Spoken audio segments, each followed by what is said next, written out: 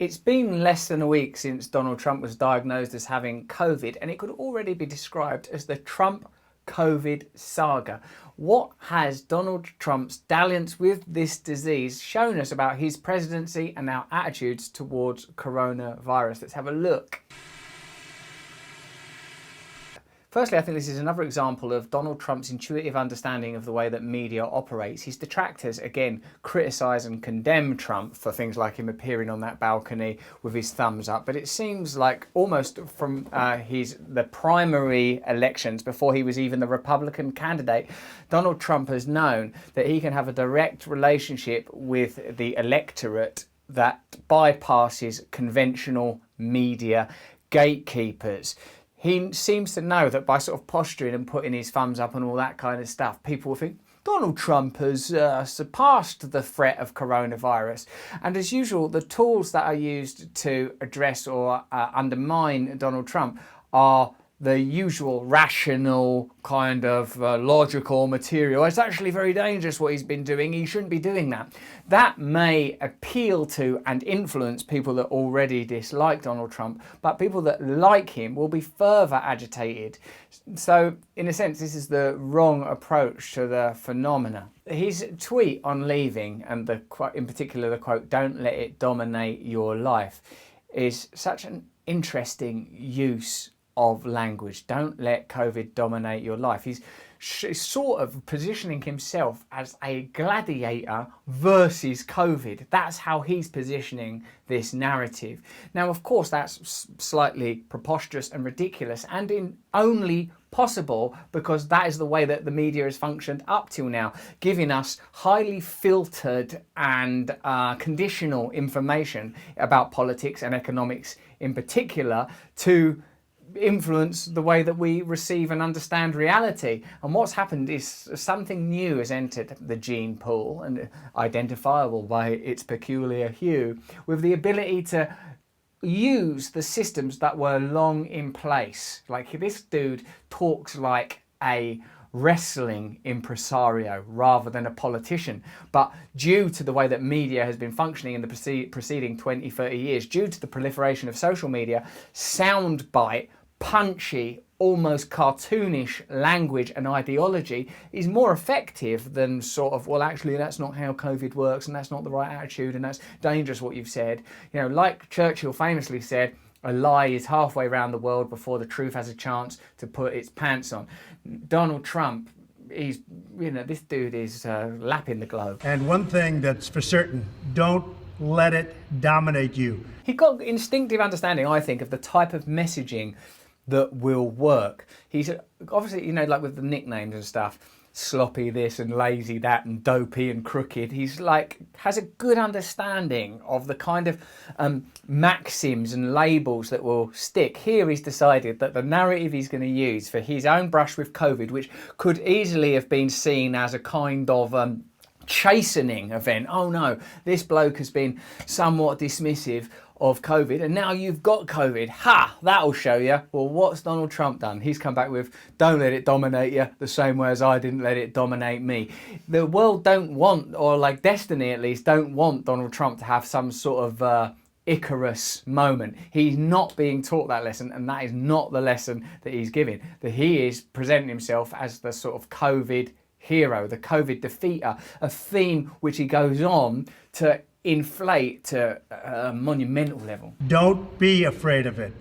You're going to beat it. We have the best medical equipment. We have the best medicines, all developed recently. There's not many politicians that would use it as an opportunity for jingoism and grandstanding, and because in there are sort of interesting messages. When he says don't be afraid of it, it sounds like he's saying be dismissive of it, it isn't a threat. Of course, we all know that coronavirus is a threat. Hundreds of thousands of people, 1 million people worldwide, death, disease.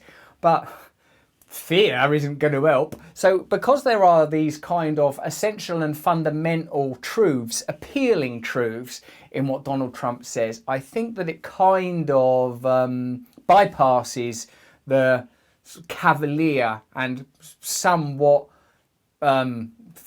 occasionally frightening positions that he takes.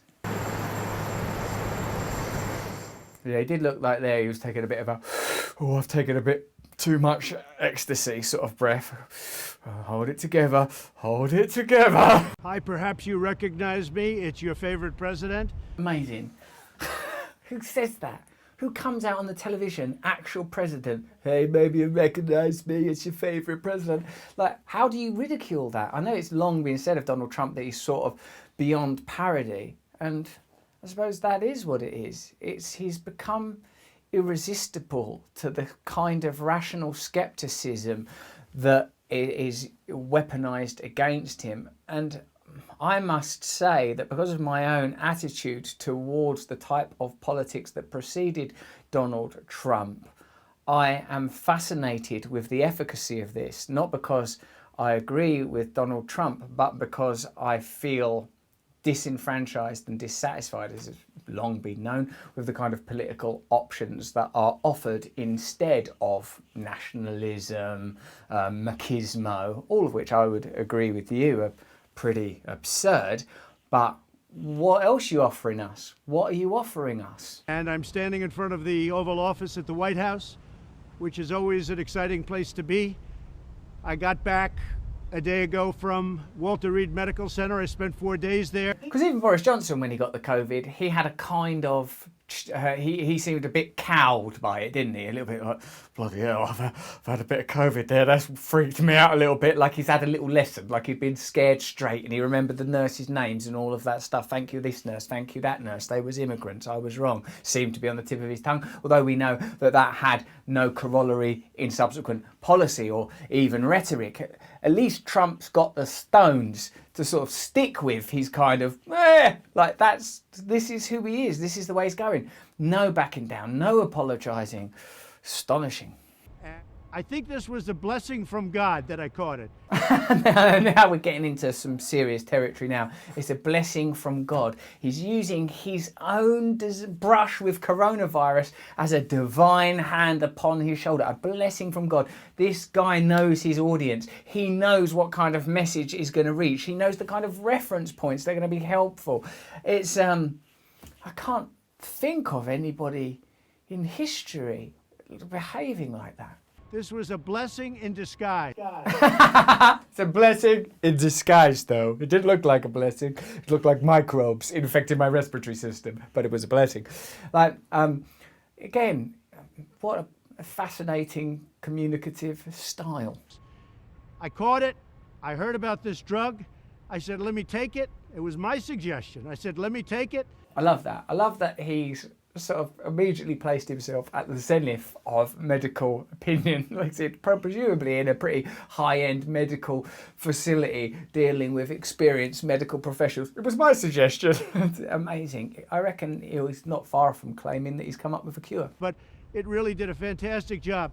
I want to get for you what I got, and I'm going to make it free. You're not going to pay for it. You can see in this last announcement the appeal of populism. I'm going to get it for you and it's going to be free. Very direct, very simple, free market capitalist economy. What's Donald Trump going to do as a result of his blessing from God? He's going to get you the very drug that's been so effective in helping him to dominate and defeat COVID. He's going to get it for you for nothing. This bit is perhaps the most controversial part of the video, the most, I would say, what do you want to say, sort of, I mean, of all of these crazy things this dude comes out with, this is the most incendiary. It wasn't your fault that this happened. It was China's fault. And China's going to pay a big price, what they've done to this country. See, I suppose what Donald Trump intuitively understands is that truth is complex. It's very difficult. There are thousands of subjective truths, millions of subjective truths. Is this true? Is this true? The rationalist perspective, the materialist perspective, that no, this is truth. This is what we hold to be true. Here's the evidence. Well, that might be true in certain scientific disciplines, not least medicine and not least in epidemiology. But when it comes to political rhetoric, thanks to the media age we live in, thanks to the capitalist times that long preceded this apotheosis of it in the form of Donald Trump, that kind of language is what's effective. Simple stories. This isn't your fault you got this disease, it's China's fault. What an astonishing thing to say. It's China's fault. The disease originated in China, it's spread to the rest of the world. A simple story, a complex issue, something as complex as a pandemic spreading across the world.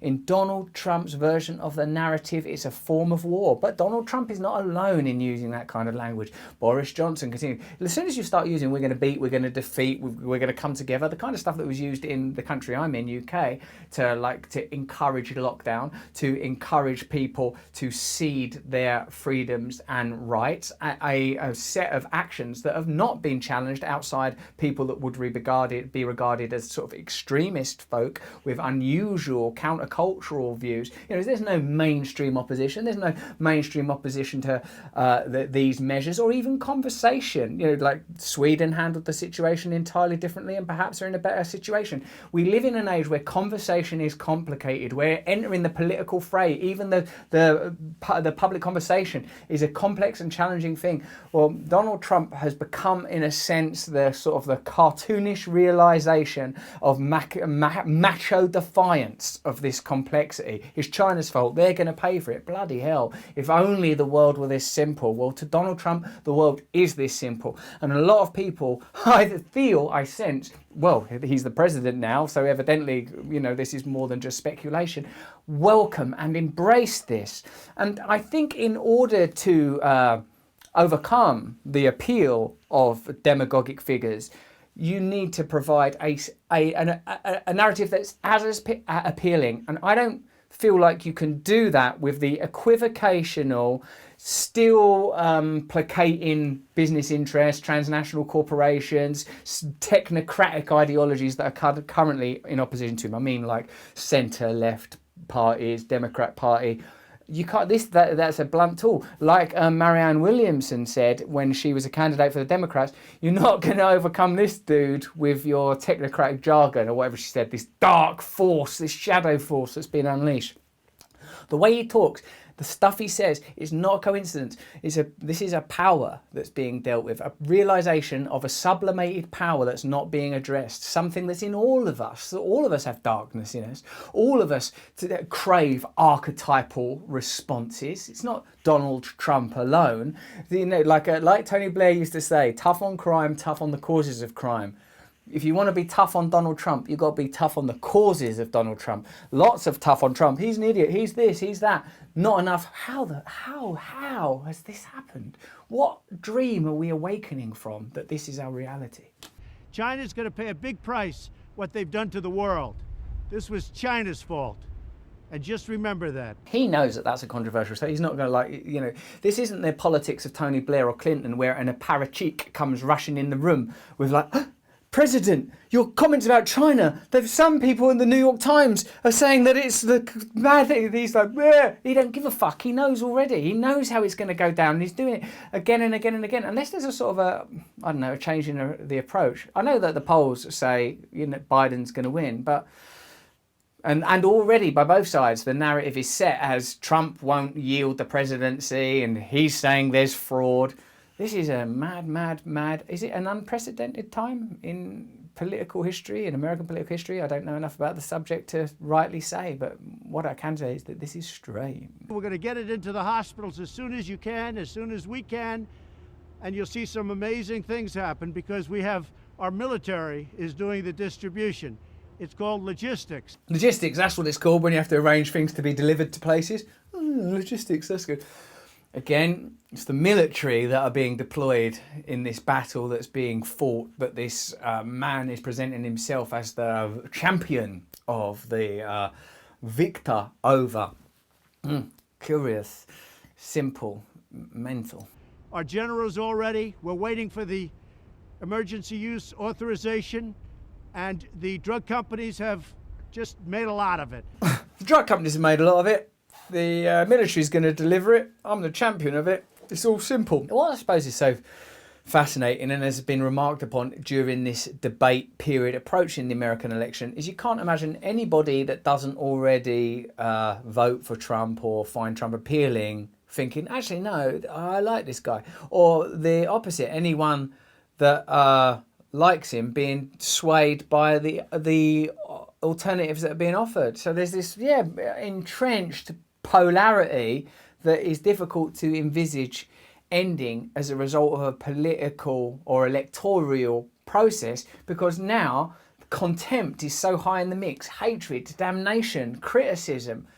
So I would say that this Donald Trump's relationship with COVID has been an incredible catharsis, an incredible cultural moment, and again a further demonstration of this political figure's ability to simplify and play stories in a way that is perfect for a mass media age, in a way that none of his opponents can match. And don't forget that alternative parties are playing the same games, turning up wearing certain clothes and certain shoes, and like, I'm this kind of person, I'm that kind of person, and I'll use this narrative, this part of my family history in this way, and we'll present this type of demographic through our through our selection process. So, you know, wow. You're going to get better. You're going to get better fast, just like I did. So again, a blessing in disguise. Good luck. Well, everyone, it's going to be okay. Good luck. You're going to get better. You're going to get better soon. Donald Trump, once again, demonstrates his ability to reduce complex ideas to simple narratives. And it's not until November the 4th we'll see how effective these strategies are in the rather limited democratic systems that have been in place now for a couple of hundred years and could possibly be updated if genuine change is what interests you.